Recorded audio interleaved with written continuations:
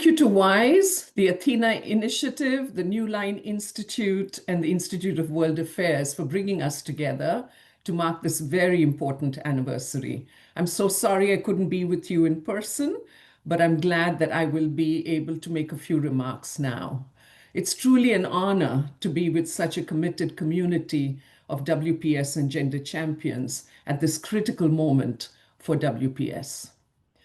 Because today we gather not only to commemorate, but to reckon with where we are and to chart a path forward together.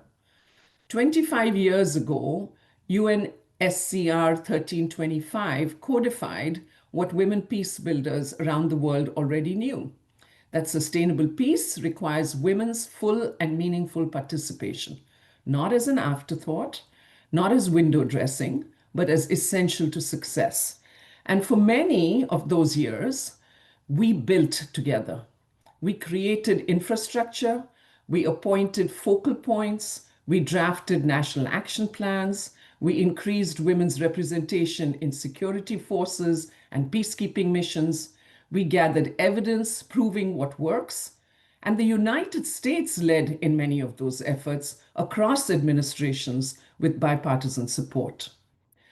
In fact, the Bush administration provided strong support when UNSCR 1325 was developed and initially implemented. In 2008, it was former Secretary of State Condoleezza Rice who presided over the Security Council's adoption of the US-sponsored Resolution 1820, which recognized sexual violence as a weapon of war and as a crime against humanity. Later, the Obama administration established the Office of Global Women's Issues in the Department of State, an office that I was honored to lead many years later, which was tasked with the interagency coordination of the development and implementation of the first US National Action Plan in 2011 and each subsequent plan. Today, much of that architecture lies in ruins. Offices have been dismantled, experts fired, programs eliminated, funding cut. And the irony is devastating. Some of the very leaders who championed WPS legislation are now presiding over its destruction, calling it, in quotes, woke, while countries continue to burn and women peace builders do the work without us. At the UN, we're witnessing an alarming regression. Russia has become the United States' primary collaborator in stripping WPS language from resolutions. References to women's rights and participation are being removed from statements on Afghanistan, Sudan, and beyond. The progress we fought for together is being actively erased. This is the present moment, and it would be so easy to despair. But here's what I know. Movements are stronger and more resilient than infrastructure, and this has always been a movement. So where do we go from here? With hope, with collective resilience, and with innovation.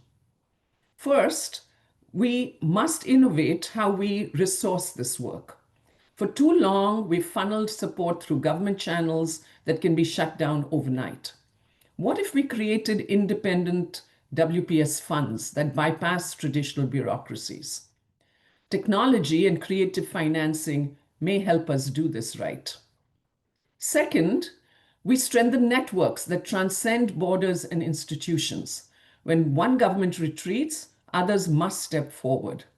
We need coalitions that are agile, that share resources across regions, that learn from each other's successes and failures. The regional centers of excellence that we were building in Colombia, Kosovo, and the Philippines, that model of peer-to-peer support and knowledge sharing, is exactly what we need now, with or without US government backing. Third, we document and amplify what works. The evidence base for WPS is stronger than ever. We know that peace agreements are more durable when women participate. We know that women's leadership in security forces improves operational effectiveness. We have the data, so let's use it relentlessly in advocacy, in media, in every conversation with decision makers who are potential allies. Fourth, we build unlikely alliances. Some of our strongest WPS champions have come from unexpected places. military leaders who see the operational value, security professionals who understand the strategic advantage, economists who recognize that stability requires gender equality. Let's find those champions wherever they are and mobilize them. And finally, we stay connected to why this matters. I think about the Sudanese women leaders who refused to sit on the sidelines of peace talks. They insisted on being in the room, and when they got there, they changed the outcome. They brought practical solutions that only people living through crises could offer. Those women didn't have government support. They didn't have formal roles. They had expertise, determination, and each other. That's our model going forward. We are strong, we are bold, and we are many. When formal structures fail us, we build new ones. When doors close, we find windows. When institutions abandon the work, movements carry it forward. The original architects of UNSCR 1325 faced enormous resistance. They built a global movement anyway. We inherit that legacy and that responsibility.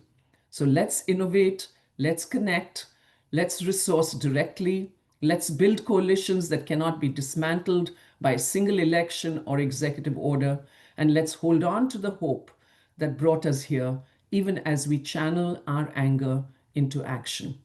So let the work continue, because truly it continues with us. Thank you so much.